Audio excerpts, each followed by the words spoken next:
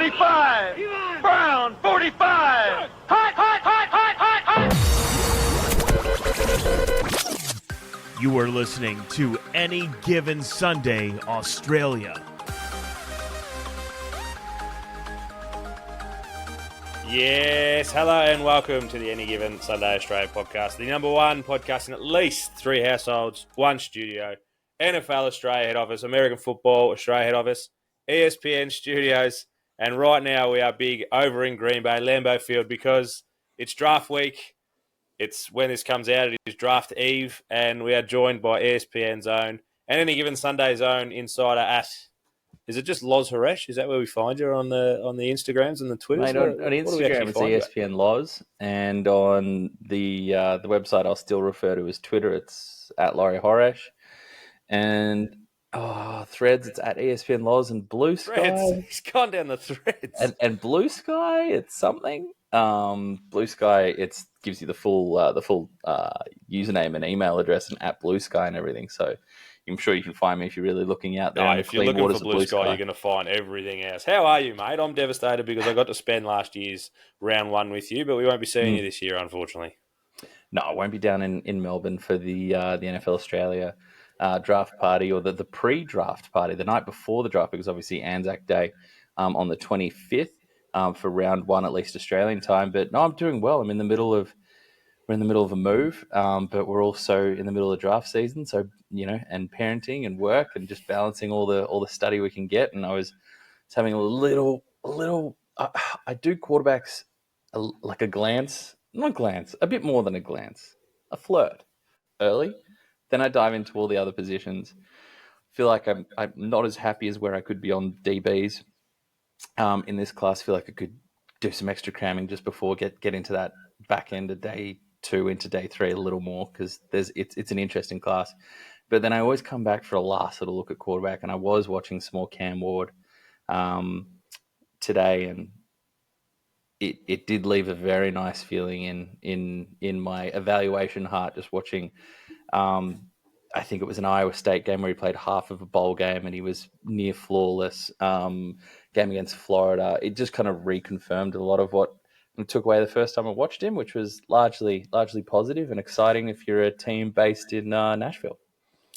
Is this... I can't remember a number one, like $1.01. Like, it is so far confirmed that it's not funny.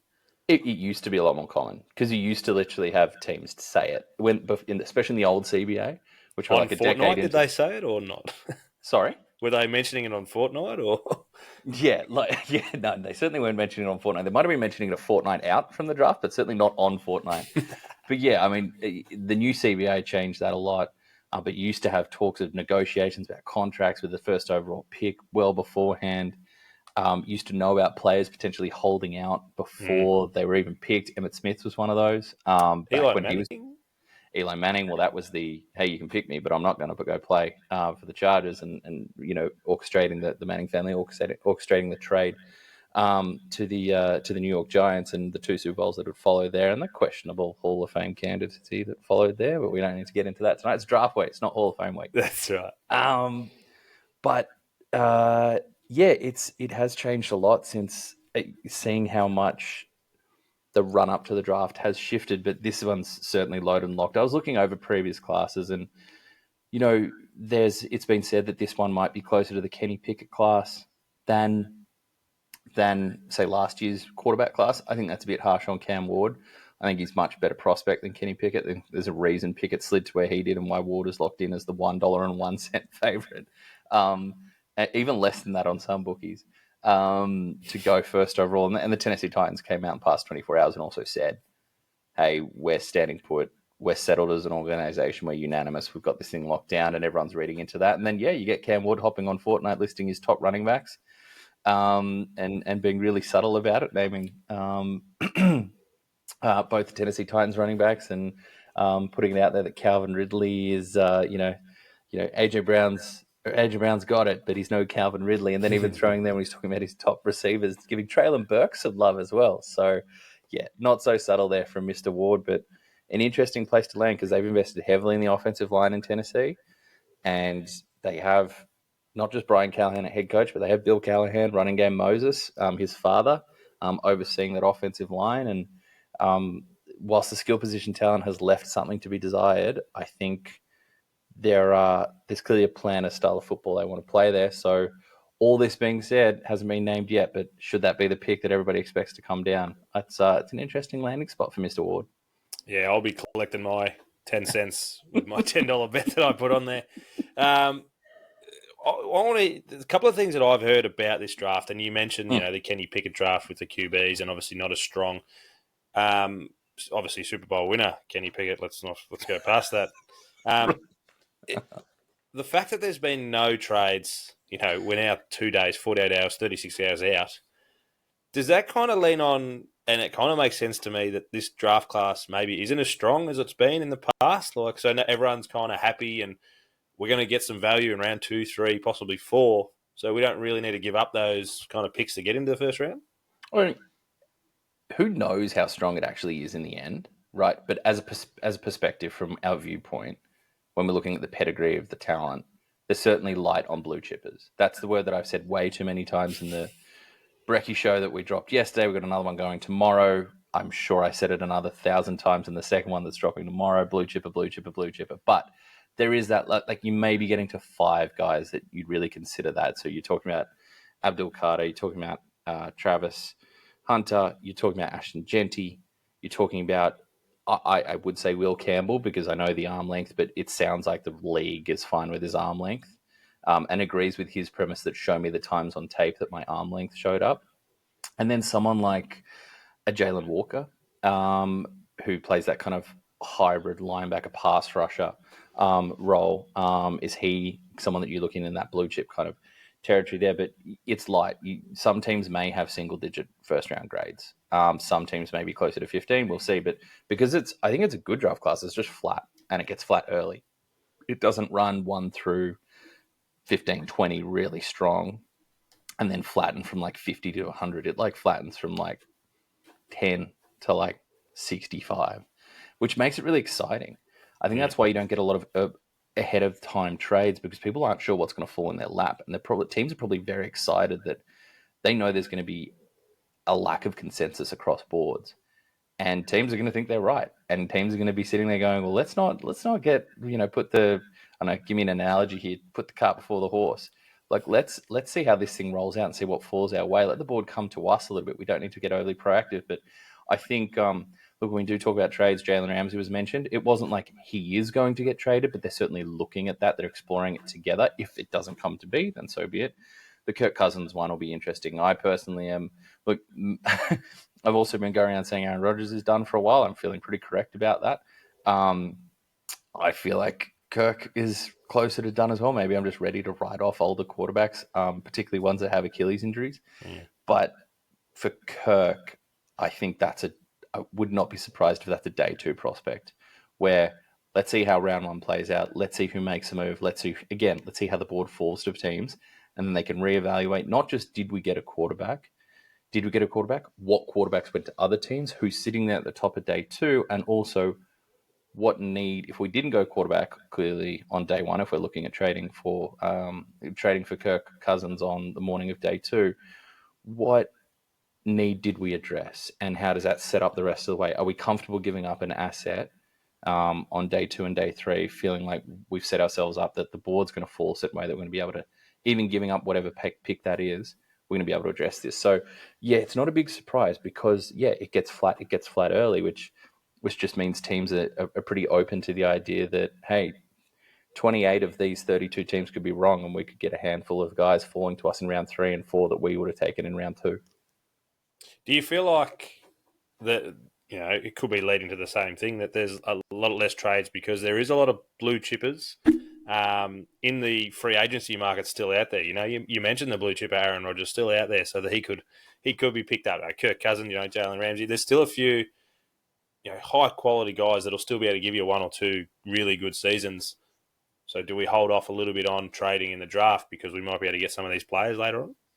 I think the fact that it's perceived as not the strongest quarterback class plays into that, particularly around the Aaron Rodgers front. It's kind of it's a dual sustaining cycle that Rodgers will continue to wait and be available because teams aren't sure what they're going to do because the quarterback class is murky, and they're going to be less active to get involved in that murky quarterback class because Rodgers is still out there, and it kind of just feeds into it. And that's why when he had that visit and he went on the Pat McAfee show and spoke there, and it was kind of, I visited with Pittsburgh, and I snuck in the back entrance of the practice facility and all that kind of stuff, but there's no rush because it makes sense for there to be no rush. What's he going to do in the next 2 weeks that he's not going to do in 3 weeks if he signs down the track after the draft? It makes sense for both those teams to say, hey, let's see how this thing rolls. And that goes for, I guess, some of the other suitors that may be out there as well. But I mean, for Pittsburgh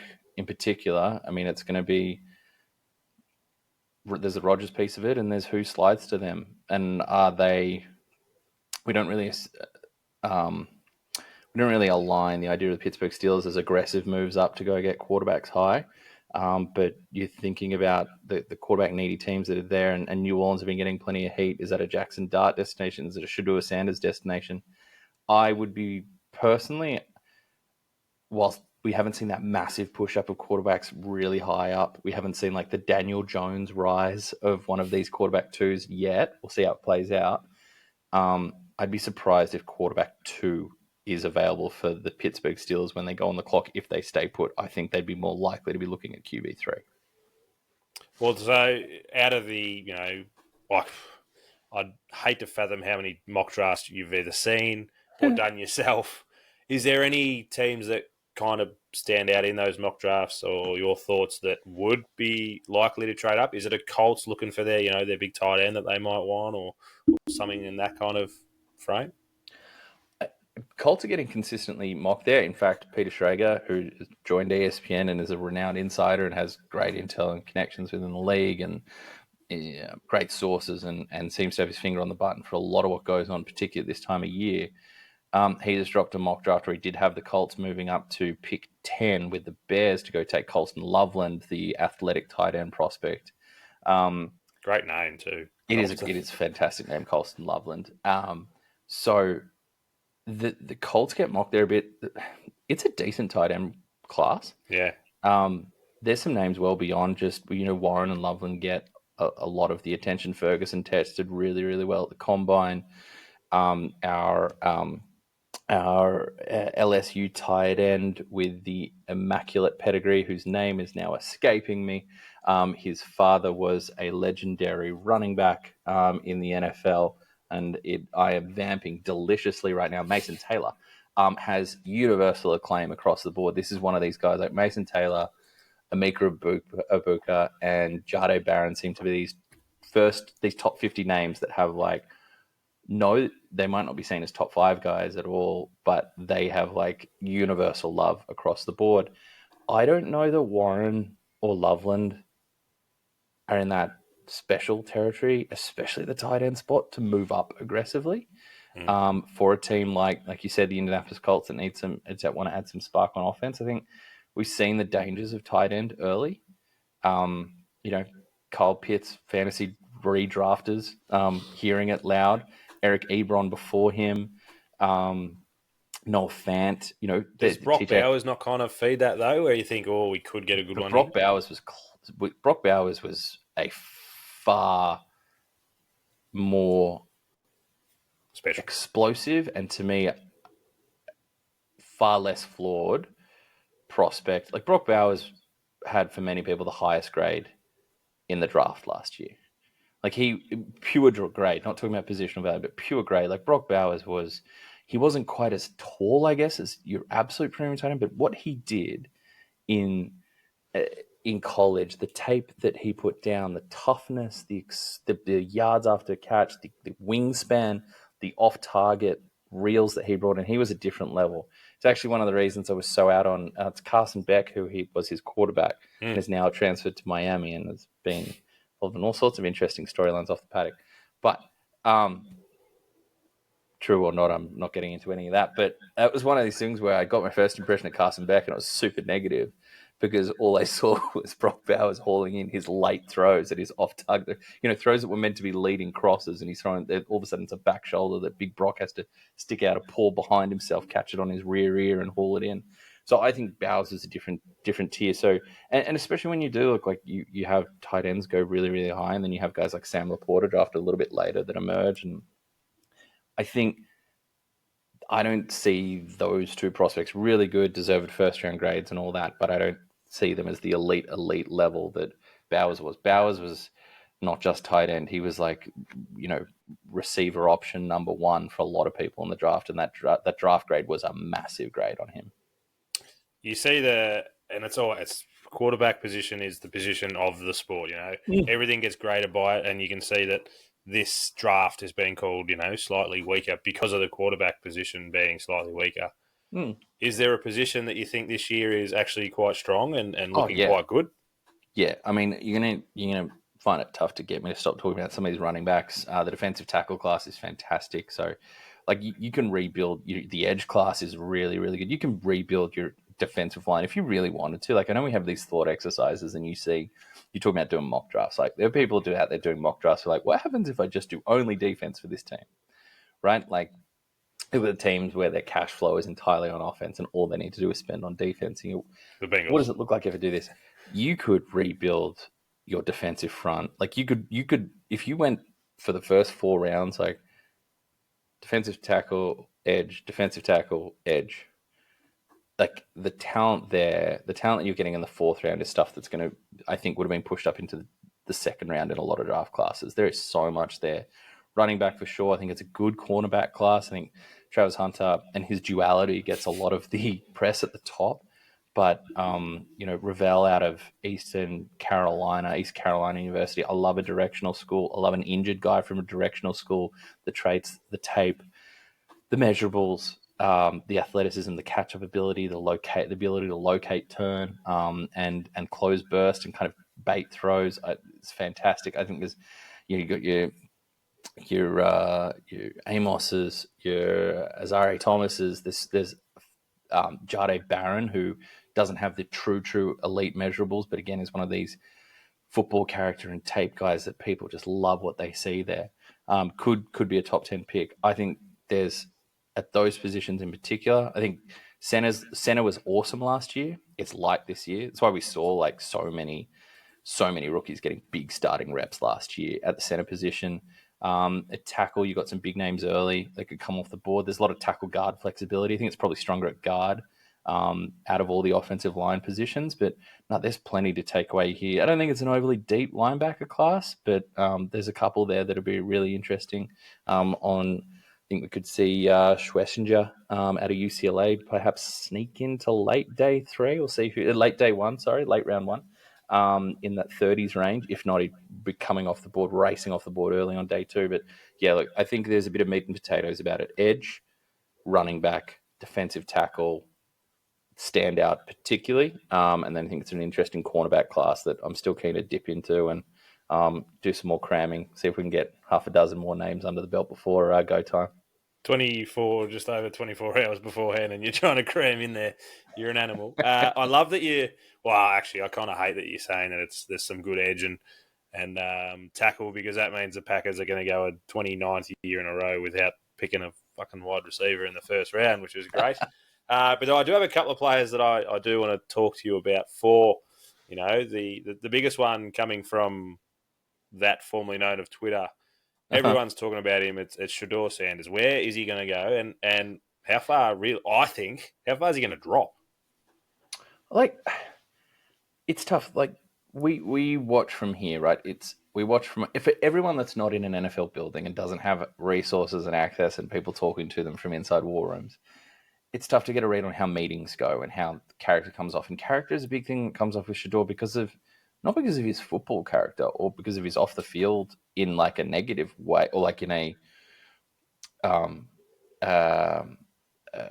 nasty way or anything like that. It's because of the name. It's because of the brand. It's because of Colorado. It's because of his father. When it comes to Shedeur, it's podcasts and all that kind of stuff. It is a strong brand, and it's an operation, and it's been established for a while, and it's only becoming. Yes, he's a particularly interesting and unique case because of who his dad is, but this type of thing is going to become way more constant and way more across the board in the NIL era that we're in. Like a guy like Quinn Ewers was a multi-time millionaire before he took a snap at the University of Texas. Like, that's the era that we're in. So it's tough not being in those rooms, but I really hesitate to castigate Shedeur Sanders because of the name Shedeur, the name Sanders, and the brand. I'm more interested in who he is as a player, and I think he's tough as nails. He takes a lot of sacks, didn't play behind a great offensive line. He's accurate. I think he can anticipate.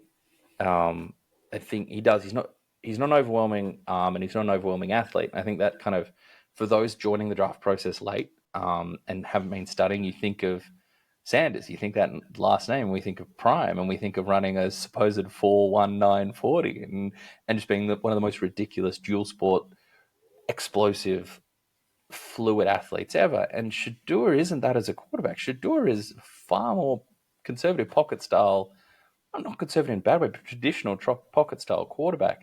But because he doesn't have those, as we've seen more and more with elite quarterback prospects, he doesn't have those built-in escape hatches that athleticism and that running ability can present, or that ridiculous cannon arm presents. So a guy like Josh Allen gets to boast both.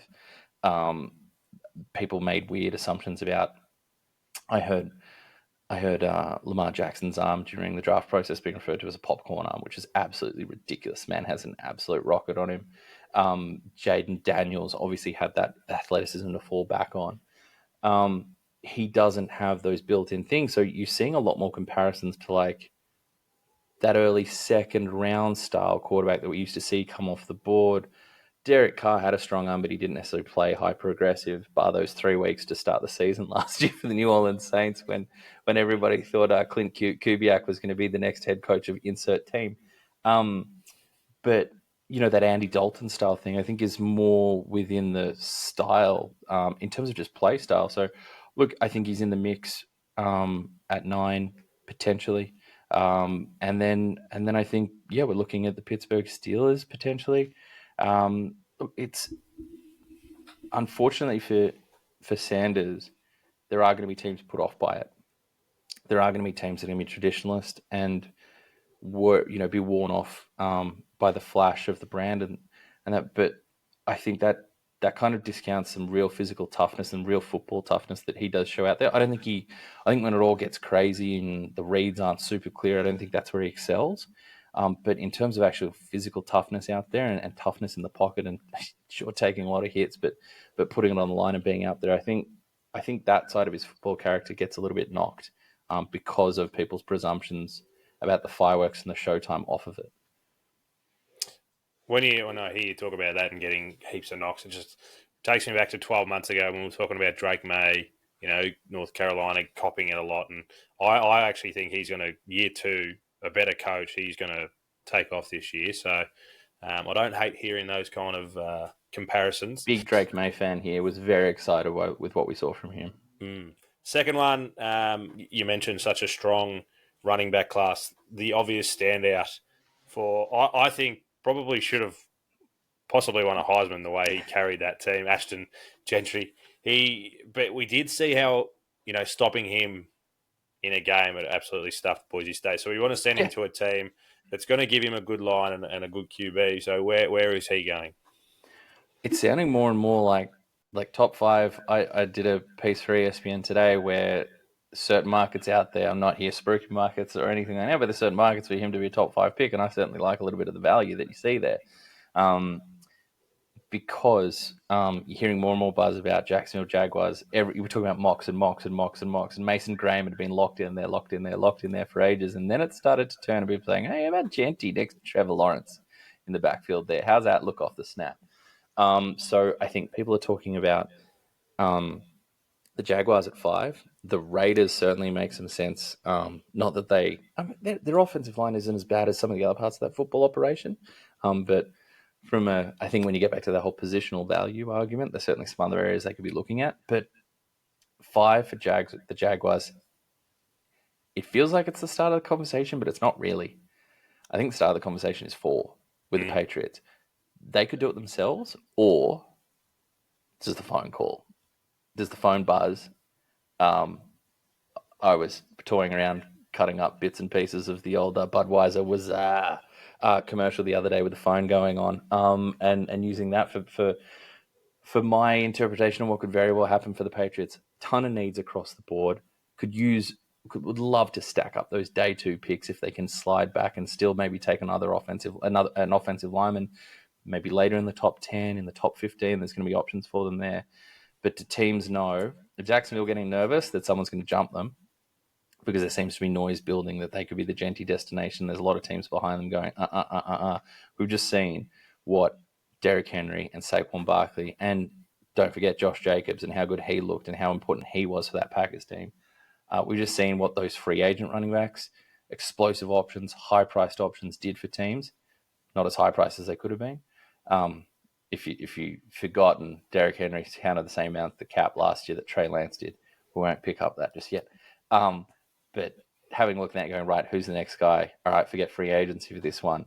Let's go have a look at Genty. So, yeah, I think that Genty conversation, if you're just doing it straight as everybody sits right now, I think it's kind of 5. But I think in the reality of the draft room, that phone starts ringing. I think people will be it'll start ringing. It'll be ringing on the day, but I think it already would have been ringing with teams giving New England a little call, say, hey, we know you're building a roster here. We know we could use some extra picks. How about we come on up and get the Boise State barnstormer, and you guys slide on back, add a few assets, and turn that talent poor roster into talent medium. And that's what we want. We want excitement. We want that 2 or 3 phone calls every pick. That's what I love to watch. The last couple of years when they've been in draft trades have always been what I want to see. The last one I want to talk about, we're going wide receiver. We're going very tall, very long arms. And how do we get him to Green Bay? We want a TMac in Green Bay. How do we get Ted McMillan to Green Bay, mate? We need a wide receiver like him in Green Bay. How does it happen? I think start praying, mate. I've been praying for it. Mate, to get a jersey, I know I can just make it, but to buy a jersey with McMillan on it for Green Bay, that's all I want. Absolutely. I mean, you can get T-Mac, you can get T. McMillan, you can get it all there. Tedero McMillan. I look at Travis Hunter more at cornerback. If he was a wide receiver, I think you'd have him wide receiver 1. But out of the pure only playing wide receivers, I've got T-Mac at wide receiver 1. I don't know that he gets to 12 at Dallas, let alone further back into those teams that made the playoffs, like your Green Bay Packers, because we're talking about a gauntlet. Raiders. We're talking about wide receiver thirsty teams. Raiders at 6. Wouldn't say thirsty, the Jets. They could use another one, I suppose, but they have Garrett Wilson. That's 7. 8, Panthers. 9, Saints. I think there's your gauntlet right there. I don't see him getting out of the top 10. That'll be some value with some of the betting agencies as well, I imagine. Well, I mean, if you would like to know any of that, there is a handy little video up on the ESPN Australia and New Zealand Instagram and social channels right now. It's also on ESPN Loz on social channels as well, that may touch on some of these things. But yeah, I think he's a great shot to go top 10. I think there's some galaxy braining going on from the wider. It used to be the Twitterati, God knows what it's called now, the football cognoscenti, as coined by the great Dan Hansis. Yes, he's big, and yes, he's not going to break off open, wide, crazy windows of separation that shorter, sharper, explosive receivers are, but he's big, he's smooth. His hands are absolutely ridiculous. He's got build-up speed with the ball in his hands. He's more elusive after the catch than he gets credit for. His sideline and body control is fantastic. I think he's versatile. I think you can line T-Mac up inside and out. The flair for the spectacular is there in terms of the hands. I mean, he has, yes, the 6'4" frame, not the big. I thought I was going to see his wingspan at like 80 inches. He's more in that 78 and change. But the 6'4" frame, the ability to extend and snatch, sticky mitts. What have I've got the notes right here that I'll just have a little squiz, see what I've missed here. But I mean, there's a there's a smoothness and a fluidness that is different from the likes of, because people talk about Drake London, people talk about Mike Evans, people talk about T. Higgins. I don't feel like he's necessarily as violent as those players. I don't think he's plays with the same, perhaps, snap, but to act like he's some big stiff guy that can't create separation is absolutely ridiculous. I know there's some people saying that they wish he had, bit through a few more cups of concrete. But I mean, here am I sitting in this very comfortable, ornate lounge chair. Going to start telling Ted McMillan that I don't think he, plays with enough dog in him, or whatever the cliche might be getting thrown around right now. So look, I'm sorry. Let's just have the big scroll down, to pick 23. There, you might be a better shot at getting picked at pick 23 than Ted McMillan. Maybe you can clip that. Maybe I'm absolutely wrong. Maybe you get to clip that and then cut it straight into the pick of 23, Ted McMillan going to the Green Bay Packers, and then a smiling shot of you just raising a glass to me saying, "Thanks, Loz." But yeah, I think he's gone by then. I think there's too many gauntlets for him to get by, and just a really, I think perhaps it's fair to criticize, but I think there's a lot of surface level, slap-handed commentary going around about Ted McMillan that takes away from the very interesting prospect that he is. Knowing my Green Bay Packers, mate, Ted McMillan will be available at 23 and we'll probably take a quarterback. And he'll be available at 24. Exactly right. We'll fuck it up somehow. Now, in a lot of mock drafts, especially early, probably changed a little bit now, and you just kind of mentioned it before with Shedeur Sanders, Giants, a lot of talk of him going to the Giants at 3. Whether that's the case now, whether he slides a little bit, we're not sure. I'm pretty sure, and you kind of sold it to me with your little spiel just then. But say the Giants are still thinking about him. I've heard they're not sold on him. Yep.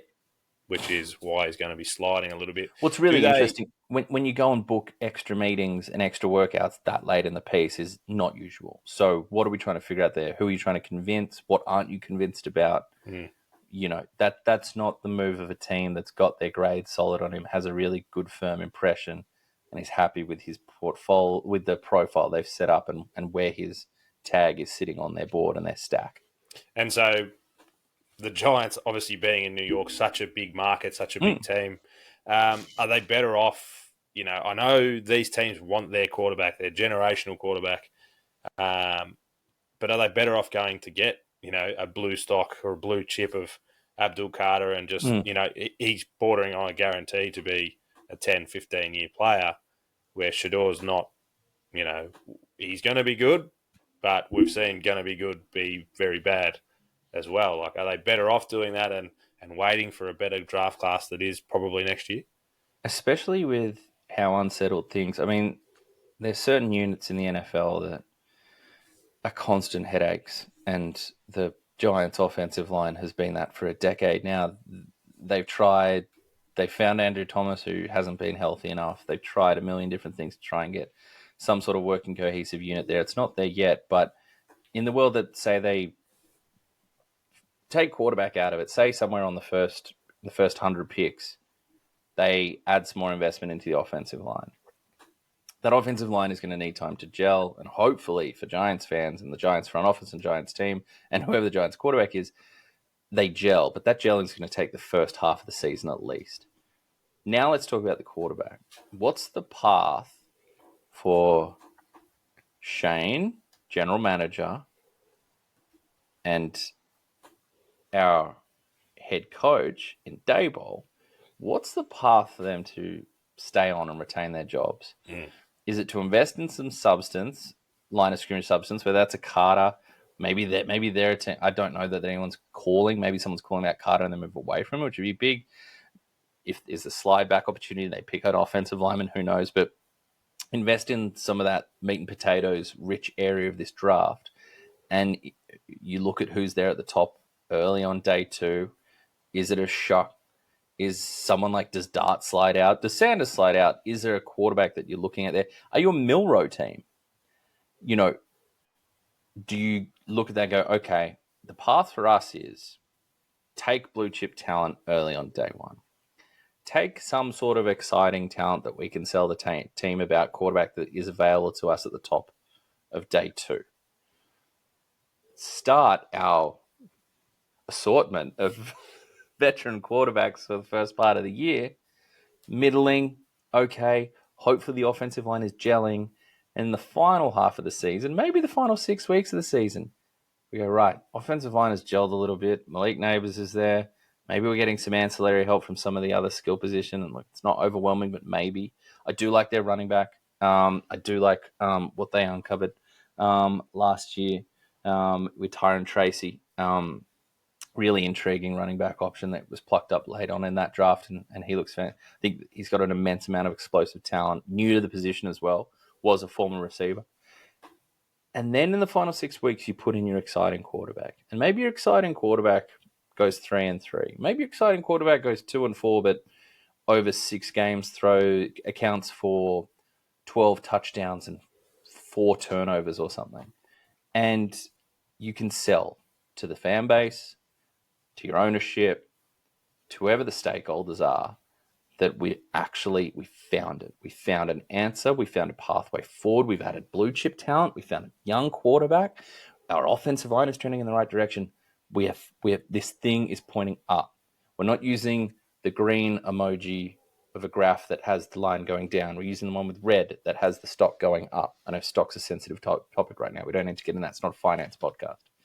But we're talking draft stock. We're talking team stock. So is that the pathway forward? So that's how I talked with a couple of Giants fans, mates of mine, about what their pathway forward, and painting out that scenario. I think that is going to be the most the most logical way that you can paint a narrative that for Joe Shane and Brian Daboll and the Giants team in general, how do we get to a healthy upward trajectory? And I think that's probably the way. I think anyone, Daboll included, thinking we're picking Sanders how long before his dad's taken my job anyway. So that's always something they've got to keep in the background. One that I know is close to your heart, mate. What pick is what's going to save your Cowboys? How do we get you back to the playoffs? Or how do we get you back to a 12-4 season and losing the first week of the playoffs? I don't think I'm not sure the team is talented enough to do that, certainly as it stands right now. And I mean, some people are trying to give them a little bit of hands for like a slightly better free agency. I'm not sure I'm there yet. I just think there's too many holes for this Cowboys team to overcome. They don't have a 4th round pick. They don't have a 4th round pick because they traded a 4th round pick for Jonathan Mingo, who I'm surprised fetched anything more than a 6th. This is after they didn't have a 4th round pick because they traded it for Trey Lance, who is not the future of the Dallas Cowboys and currently plays for the Los Angeles Chargers and is probably running some scout team offense with Jordan Petaya at this point. So they're down on capital in the sweetest part of the draft. They have a couple of 5ths. They've traded some away, but they do have multiple 5ths and some later round picks. But they've lost a nice asset there with the round 4 pick. Zach Martin retired. Terrence Steele is a question mark at right tackle. Tyler Guyton, who was raw coming in, isn't just a question mark at left tackle.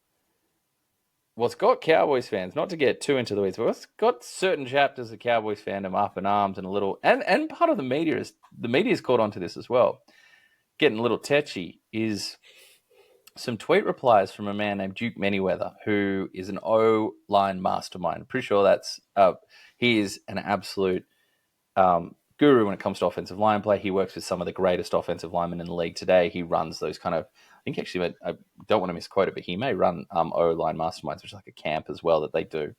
Tyler Guyton was working with Duke Manyweather I think from before the draft last year. And some replies that on Twitter that Duke Manyweather's had, basically to paraphrase, and don't quote me on this, it's a paraphrase, but he can be as good as he wants to be, kind of has to decide. It was implying that they're not working together anymore. That was kind of the implication, and that perhaps the want to and the maturity is still to be decided. So that's just 3 massive question marks in your offensive line. The secondary is an absolute shambles. We've got Deron Bland playing there. Inside-out versatility. We know the takeaways and the records he created. Bit of a come down last season. Health as well. Missing significant amounts of time. Trayvon Diggs could miss part of the season. I don't think he'll be healthy for the start of training camp. Jordan Lewis left in free agency, was the best corner last year. Kyrie Elam, who flamed out with the Bills, is slated to start. So that's his secondary. That's your cornerback. Safeties aren't great. DeMarvion Overshone, a true bright spot in an awful, awful 2024. His knee got absolutely demolished. It wasn't not that to make light of a normal ACL, but this was not a normal ACL tear. Now he's saying, I haven't ruled out week 1, but it's a very real chance that we don't see DeMarvion Overshone until 2026. That's half of their problems. They don't have a wide receiver too. Jake Ferguson took a massive step back, and wasn't a noticeable step back in 2024. Dak Prescott wasn't healthy. He's coming back. They don't have a starting running back right now, unless you still believe in Javonte Williams or Miles Sanders. And if you do, I've got some 2022 fine aged beef that I'd love to sell you. So is there a draft pick that can fix them? No, not aggressive enough in free agency. Shocker.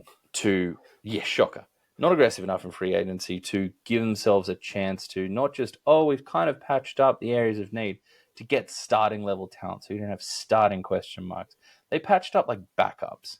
They didn't even patch up starting level holes. So many holes in that roster, so many question marks, and not even a full slate of, picks across the first 4 rounds. So yeah, I think the draft matches areas they could use help. Marzi Smith also some steps forward last year, but another question at nose tackle. Did re-sign Osiro Digizua at 3 tech. He's a good player. Yes, they can get some extra defensive tackle help and edge help. There's cornerbacks available that they can beef up the secondary, which needs help.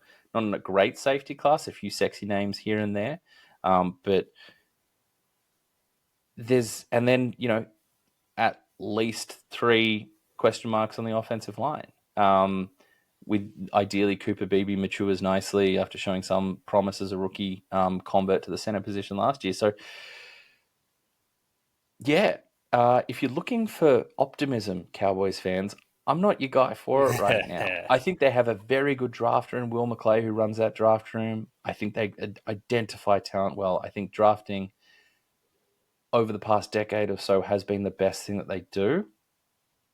But pressing themselves into desperate need moves is where you undo all the good work that your scouting operation underneath Will McClay actually achieves. The scouts can only do so much to set a really great board and set the best players available and set your stack. When you start getting into panic mode because, hey, we have to take a tackle here because we're desperate, that's how the Tyler Guyton situation. Hopefully you can turn it around. It's early days. We have to get a defensive end and they're all running out. We have to go with these strict parameters of what we think a defensive end is. That's how Taco Charlton happens. And my fear is they're so lackluster in March that they're making that reality too likely when the best picks that they've made have been when they just went pure the board. Do we need a receiver? No, but CeeDee Lamb shouldn't be on the clock here. He's out. Was guard our absolute number 1 priority? No, but Zach Martin standing there, he's ours. Most people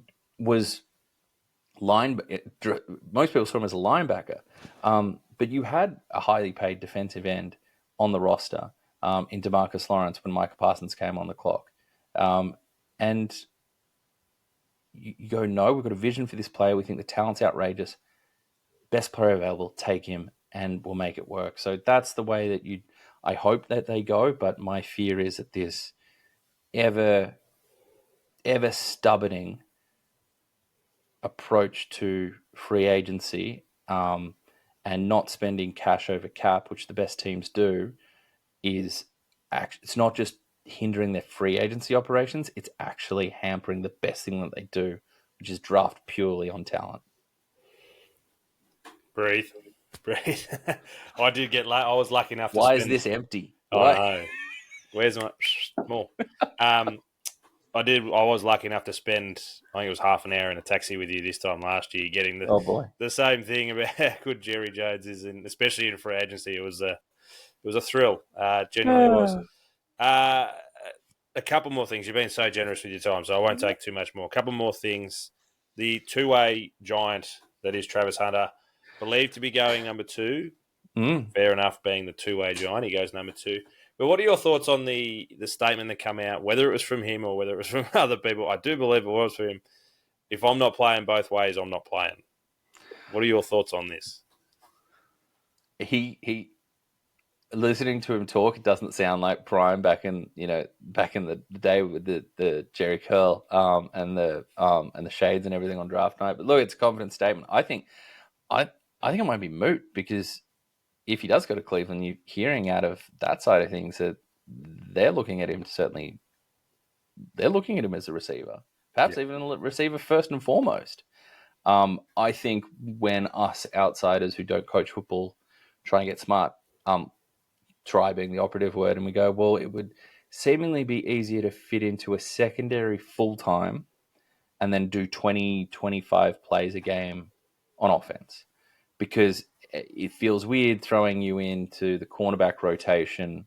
Are you taking the slot? Are you working outside? If you work outside, you have to push somebody into the slot 20 times a game, and then they have to revert while playing full-time on offense. I think, look, I don't have a lot of trust in the Cleveland Browns football operation of late. But whatever your vision is, it better be clear, and I think it should definitely be communicated with him, and hopefully it has during your process, because you're getting off in a cohesive footstep. Look, you're the front office, you're the coaches, you guys pick the players, and it's on them to go out and perform. But this is a unique situation, and I don't think there's any reason not to approach it uniquely. But I think, look, it's that, whether that's coming straight from him or from his camp or people around him or whatever, but got no issue with the confidence. This guy is a unique talent. He's a little, I think you're hearing, he's a little lighter at the elite receiver prospect than you would see. Like he's in the 180s despite being 6 foot tall. So he's kind of 15, 20 pounds lighter than some of your traditional elite 6 foot style prospects. He kind of fits more of I think I heard Marvin Harrison Jr. body type was discussed the other day. Someone said Devontae Smith. Devontae Smith was down like 165, maybe 170, I think, despite being 6 foot tall. But look, he's explosive. He plays a natural twitch. There's snap to the way he plays. He has a feel for coverage. The same way he has a feel for coverage, it's on both sides of the ball, right? He has a natural, instinctive feel and understanding. Not just, I don't want to say diminish it by natural and studied feel, comfortability, and instincts and readability for coverage and how defenses are working. And that obviously benefits both when he's on the offensive side and the defensive side. But explosive downfield, he's got speed, natural ball skills, doesn't fight the ball. So I hope we see him play both ways. I know people will say that, oh, well, what if that makes him, a jack of all trades and a master of none? Okay, well, if that is what's coming about, then I'm sure there'll be a course correction. Say, hey, mate, you can go hang out with Denzel Ward full-time and be your cornerback duo now. Or, hey, mate, you can go on the offense, you're going to be our A1 apex weapon in the receiving game. But rareness like this, I've never seen it come along in all the time I've been watching the NFL. And I'm excited to see, hopefully, a better Cleveland Browns football operation put it to use, because, so far we've been teased with, like, mentioned Jordan Lewis when he first got to Dallas. People were like, oh, he's so zesty with the ball, let's give it to him on offense. Or Patrick Peterson getting a couple of snaps on offense in his prime with the Arizona Cardinals. But this is a whole different ball game, and I just hope it gets enabled, because the NFL is cyclical. We feel like we see different people come through. There's another defensive tackle called Jordan Phillips coming through. It's one of the first names in one of the first draft classes I studied. That was my introduction via a Mel Kiper mock draft to the planet theory, which are there are only so many people on this planet big enough, strong enough, fast enough, and athletic enough to play defensive tackle. So like this, it literally is cyclical. We've got another Jordan Phillips coming into the league at defensive tackle, while the other Jordan Phillips is a journeyman veteran at this point. But this isn't cyclical. This is something special. So, look, He can talk his talk. I just hope that the team that he lands with, presumptively the Cleveland Browns at number 2, enable it and let him rip on both sides of things because he's an explosive playmaker. You say 25 or 25 reps on offense. There might only be 25 reps on offense for the Cleveland Browns, so he's going to get plenty on the defensive side of the ball. World champion Kenny Pickett, but I don't know how he's going to go being the number 1 at the moment. Last couple from me. We're going to finish off with the Aussie flavour, but before then, it's an odd question to ask, and this comes from Danny sitting at home. Hey, Danny. Red flags or risks in the draft, like whether it's a bust kind of thing. Like, is there anyone out there that you're seeing and you're just like, oh, I'm not 100% sold on you, but you're getting a lot of love? I think there's versions of Michael Williams at other points in the draft. It's our pod that's dropping tomorrow. Me and Phil, my co-host, did a like an either or scenario. Not an either or scenario, but we have that at home scenario. Like, you've got this first name brand, but here's what I'm looking at a little bit further down that I think we can replicate it. So when it came to Michael Williams, who's gets looked at in the top 10, a very physically imposing, talented edge player, but certainly more run than pass right now. I took a little tumble down onto the day 2 area and looked at someone like Oluwafemi Oladejo out of UCLA, who again fits similar. He's a little bit shorter, but again, that kind of thick, powerful, straight line, explosive edge prospect who I actually think bends the edge a bit better than Michael Williams. I think Michael Williams is a little stiffer at the top of his rushes and bending the corner. I actually liked a little more what I saw. We're talking pass rush upside. I saw a little more and a few more moves thrown in there from Oladejo. I goaded my lovely co-host Phil Murphy and his Penn State Nittany Lions because the right tackle for Penn State was getting an absolute nightmare served up to him by Oladejo. So that's one from just not a bust standpoint, but I think there's versions of that later. From the football character, this is, again, we're not in the meeting room, so it's hard to gauge. We hear reports about 20-year-olds and 21-year-olds and 22-year-olds that we've never met. And they're saying, oh, how much does he want it?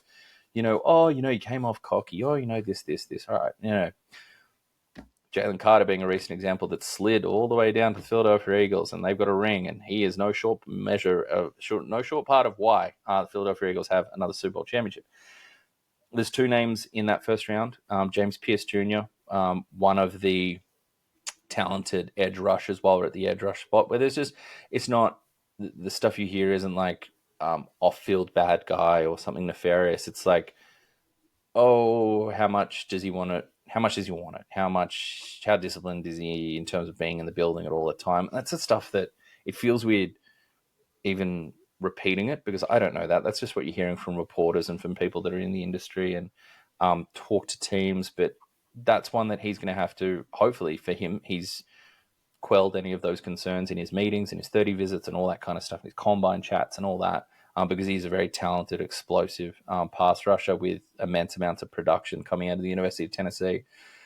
And the other one at the wide receiver position, Luther Burden the third, who's a really fun prospect. Again, explosive playmaker, really I thought 4.41 was unders for him. I like the way he plays fast and that. I felt like I'm on an island. I'm not the biggest Matthew Golden guy. I have him in the second, which means he's probably going to the Cowboys at 12. Yep. I have him in the second. Good player. I didn't think he was the most creative, dangerous, make you miss guy after the catch, despite running in the 4.2s. I didn't always see the 4.2 speed. Other people do. It's the eye of the beholder. I get it. That's just how I saw things. But Luther Burden, he's got insane stop-start quickness. Like, he's got those breaks that make people go right on by, and he's got the type of control on the field out there that would make a stunt driver Fast and the Furious jealous. Like, it's very nice, and he's very enjoyable. He tracks, he tracks over his shoulder really nice. He can run devilish slot fades. Really like him, but he's another one where they're like, oh, is he an alpha? How much dog does he have in him? He's not a front of the line guy. And it's like, okay, all right. Like, I hear that.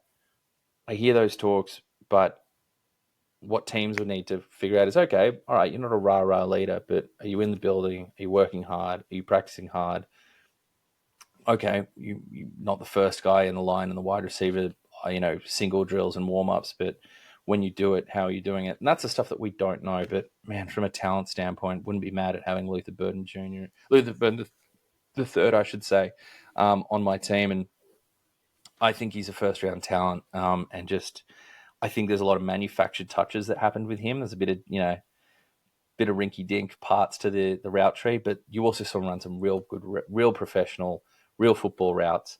His quickness and his sharpness allows him to get off the line and beat press. So he's one that I'm barracking for. I haven't heard none of the reports you hear that he's a bad bloke or anything like that. We know that football character feels different in 2025 than it did in 1986, where, that aforementioned cup of cement that if you didn't have that with your breakfast, it was a problem.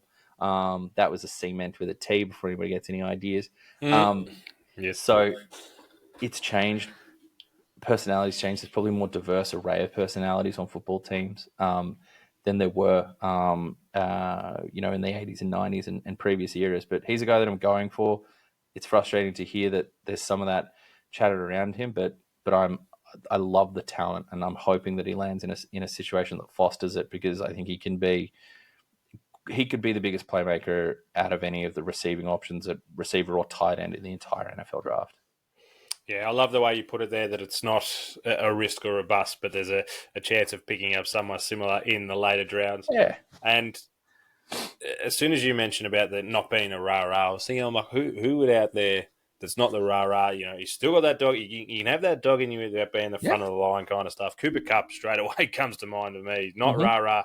Triple Crown winner from only a couple of years ago, MVP. Super Bowl Amari MVP. Cooper's another one that comes to mind. Yeah. So you can definitely have those guys that'll be late 2-3 rounders, and have that dog that just don't have to bring it out at every. Not everybody has to be Desmond Bryant calling out cornerbacks, pointing and say, "I'll have you, and you at training." It's great when they are, but not everybody is that. And we're full of all those sayings today. So you can have only so many Chiefs, and we still need those Indians. So, last one that I want to talk about, and it's obviously close to our hearts. The Aussies in the drafts. It's obviously not. It's never a punter-friendly caper. The fact that we got Tory Taylor in the draft last year is enormous, and I don't think people really realise how big that actually is. We have some elite weapons at the punting. We have some other positions up and available that could happen, but is there any Aussies that you see actually going? And could we see some, especially the pro kick punters, getting a gig out there? Well, it's tough, right? Because you see draft guides, and Tom Hackett was rated as a round 4 prospect, easily the best punter, and it doesn't work out. And Tommy Hackett's one of the OGs, and an alleged of a bloke and a great character. And never had a bad conversation with Tom. But I think I had a chat with James Burnham's agent at the Super Bowl, and coming out with the pedigree that you do from the program that he's coming from. That obviously carries a bit of weight. We all know about the great mullet Astronomo out of Florida State, that you're hoping for the pro kick, for the Aussie guys being represented, their name does get called. But the other one that'll be interesting to watch, and we do spend time talking about punters, but we do have a couple of draft eligible players from the NFL Academy from the region. Both Satir and Lucky Tarsi, which is a great name. Satir plays tight end spot. Lucky Tarsi, an offensive line prospect and large man. Both had really interesting backstories talking to them. We've got a couple clips going out tomorrow, but a very unique way that Lucky found the NFL. May have been mentioned to him while he was at a burger joint, that he should go check out this NFL Academy, this IPP thing that he heard was going around. And for Stea, he comes from Western Sydney. Grew up Western Sydney, and his brother actually played against Jordan Mailata in the earlier footy days. So yeah, it's there's that hope. You don't want to put the mocker. I'm hesitant to put the mocker on the Aussie punters because we know how tough it is with 32 jobs, and we know that. Also, we also know that like the pre-draft rankings for this, especially on the media side, things perhaps aren't the most detailed that do get out there. You see these in-depth breakdowns and analysis for the 57th ranked off-ball linebacker, but when it comes to the punter, it's like, his name's Dave. He went to Colorado High. He went to Colorado State. He likes to punt, and he's 6'3", we think. So it's a different part of it, but I'm hoping that we see the Australian stocks buoyed in one way or another. But we're also getting to that point where, from an Australian standpoint, where we're seeing that wave of over the past 5 years of positional talent start to mature and find their way into, getting closer to having 2 to 3 of these guys flush through into the draft classes. We followed them as they made the trip over to maybe finish out high school, maybe do the junior college thing, then get transferred to college. So the names I think we can expect to rise and rise and rise, and we're going from a couple of punters that we're really keeping our own, and a couple of guys from the NFL Academy through the IPP program, which is fantastic, but also the prospect of more guys that have spent time throughout college and high school, that have spent 5-6 years over there and really become ingrained. That's what's exciting, and that's kind of the next. We're just looking at what's the next chapter of this journey as the sport grows down here, and that's what's really exciting me about what's coming up over the next couple of years. Nah, it's huge. We can't say it enough how much it's actually growing, and we're getting beyond. We're getting better at the punting position as they are now, literally complaining about us being that good at the punting. But we're also growing at every other position, which is huge. And mate, it's been, like I said, you've been incredible. I know you could keep talking for another 2 hours, but Certainly could. You have a big. I'm presuming you're probably going to get on the computer and check out. Was it wide receiver stocks? You're looking at a few more now. There's a few more cornerbacks. I do want to say before we go out of there's Luke Felix Fololo, who had a bit of a he stopped at a couple different points in his college career, but a talented offensive tackle out of the University of Hawaii. Another Australian name to look at. Talented frame. Has come through the Conquest program. He's a Conquest athlete, which have obviously had their had an amazing amount of production that's come through that academy down in Melbourne. So he's one to keep an eye out as we do look at these Aussies. And he's one of those athletes I'm talking about where there's been like this 5-6 year journey and we're starting to see them having done the high school ranks and college, and now they're and it can be crazy, and they've come into this. The Australians have joined this. You were closing out the show, and I've circled back to the same point. But Australians have joined this at a time where NIL changed things, and it's become more fluid than ever. But I did just want to get that one shout out in there because it's a player that I've been watching and following for a number of years now, and with the talent that he has and the frame, and still relatively new to the sport, be interesting to see wherever his name gets called up, what the future holds for him with the right type of coaching, getting their hands on his potential. And we do have to remember, especially for the punters and guys like him, that undrafted free agency is huge. That's where they can start to pick where they want to go and what suits them. So we'll be keeping an eye on those who get drafted and those who don't, because there is still a big future for a lot of Australians. Mate, you have been incredible with your time, but you are going to be on your own show late in the draft. It is tough because it's Anzac Day, obviously, over here. But what's your draft day look like, and where can people find you on that draft day? So I will be, for the final hour of round one, myself and Phil Murphy will be going live for a special NFL Brekkie Show live react show as we take in those final, I'm saying 10 or so picks. Filthy's like, Loz, how long are we going to be on there for? You're crazy. That's a long time, especially with all these trades that are about to happen. Yeah, I know, but I also kind of want to get on for the pick 20 because that's when his Broncos are up, and he's watched me go through so much pain, and I just want to see him have a really happy time and see the Broncos draft just the player of his dreams. But realistically, we'll be on for about the last hour of the first round. It's probably tune in around 12:30 on ESPN Australia, YouTube and socials. So we'll be live streaming for that, wrapping up round one, and then we'll be back on Monday for a recap. Who should feel jubilant? Who should be crying? And hoping miracles happen in post-draft free agency. So that's what we've got lined up. And another show I mentioned is recording. It's dropping tomorrow morning. Right after you're done listening to the Any Given Sunday show, pop us on. We've got the Brekkie show. That's part 2 of our draft preview, which is, we got that at home. We have that at home. It's something that we've all been told. I know you were in the back seat yelling that you wanted Dirty Bird on the way home. You wanted Macca's. Maybe you're a Red Rooster guy. I don't know. Who knows what you guys get down south of the border down there. But you were whinging for it. The family elder's like, mate, we got that at home. Pipe it down. That's what the premise of this show is.